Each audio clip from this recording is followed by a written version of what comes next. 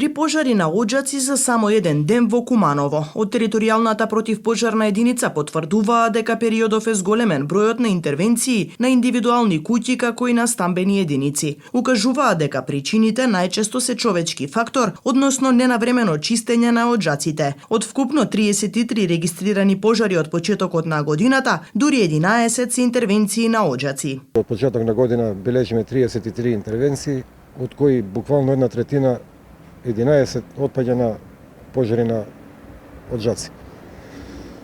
Сега што доведува до тоа, сите претпоставувам знаат. Препорака, како што секоја година кажуваме, дека минимум еднаш годишно, барем пред почеток на грејна сезона би требало да се чистат оџаците. Со тоа би се намалила во голема мерка опасноста од запалување, палење на оџакот. Меѓутоа што е тука, ние сме подготвени буквално 24 часа да интервенираме и да помогнеме каде што треба.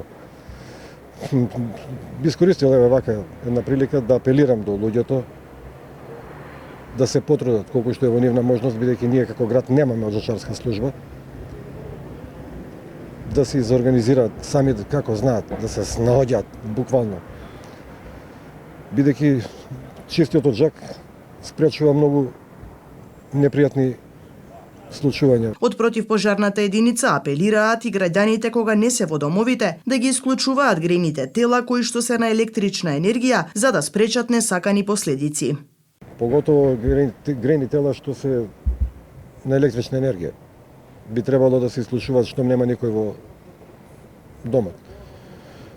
Тоа е еден како апел, меѓутоа верувам дека сите тоа го знаат и го практикуваат. Така да релативно малку причини за пожари настануваат од такви работи.